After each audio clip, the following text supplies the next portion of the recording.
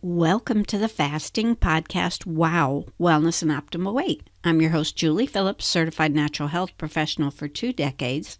This is episode 92. Is visceral fat your problem? What is visceral fat? It's excess fat accumulating really deep inside the abdominal cavity, and it looks like gel, but it's wrapped around vital organs like the liver, the pancreas, the kidneys. What causes it? Excess non-fiber carbs, especially refined carbs, man-made carbs like white bread, donuts, can result in too much glucose and fructose, the sugars, and after glycogen stores are full, this is in the muscles and liver where the body will store our excess carbs or sugar for an emergency. When those are full, the body can take the excess carbs or sugar and store them as fat. Stress really complicates the situation because stress can increase cortisol out of the adrenal glands, which can increase the inflammatory visceral fat.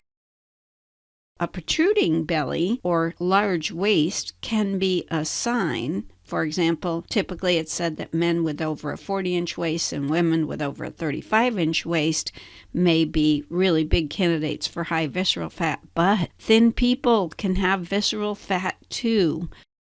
I had a 100-pound, very thin woman in middle age with high visceral fat on multiple machines, and when she went to her medical doctor, he confirmed that's correct, and it's because of choices you're making regarding primarily, in her case, it was food, and probably also lack of exercise.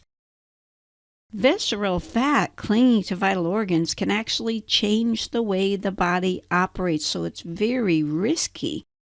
High visceral fat increases the risk for diabetes, cancer, dementia, depression, stroke, heart disease, arthritis, obesity, sexual dysfunction, and sleep disorders. And sleep, we know, is so important for when the body repairs and rebuilds and structures the hormone balance. Visceral fat increases inflammation that can cause autoimmune reactions, and excess visceral fat makes it harder to lose weight and pumps out hormones that interfere with appetite, weight, mood, brain function.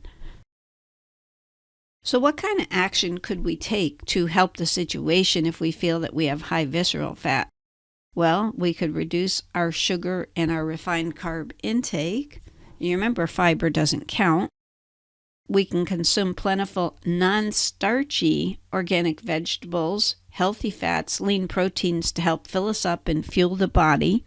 We can exercise regular, for example, HIIT is high impact interval training to help your body reduce the glycogen stores and burn fat. And we can reduce stress with things that are simple, like deep breathing, yoga, meditation, prayer. There's also a category of herbs that I love called adaptogens, which help to buffer the body from the effects of stress and balance us out, whether we're too low or too high. In our energy, for example, adaptogens might help bring us back to normal. Prioritize high-quality, deep sleep where things like leptin and ghrelin are balanced for the hunger hormones. Intermittent fasting is a nice option with lower carb organic eating, deplete the glycogen stores, and get around to burning stored fat, both visceral fat and subcutaneous fat. So leaving a bigger window, for example, eating your caloric food in 6 hours and having 18 hours to burn off the food that we put in our mouth, and then the stored glycogen in the muscles and liver, and then get to burning around the stored fat. But you remember from earlier in this discussion that once the body is eating carbs and it fills up the glycogen stores in the muscles and liver, then it can store it as this visceral fat. Here's a big giant key: know your numbers. You can get a body composition scale that includes visceral fat. The one that a lot of people like, you can just email me. In addition to visceral fat, this body composition scale can tell you your body fat percent, your skeletal muscle percent, your body age, things like that. You want to get your visceral fat below 9, as low as you can, and get your waist size below 35 inches.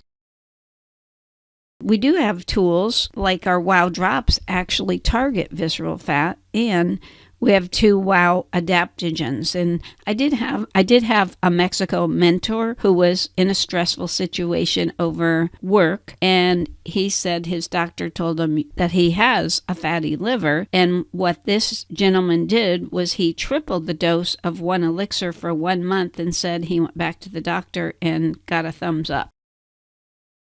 For questions or suggestions, contact me, Julie, at jpwowprograms.com. Please refer others and check out our website that has a weekly blog. There's one related to this one, our WOW Natural products. It's www.jpwowprograms.com. Stay positive, focused, and determined, because where the mind goes, energy flows.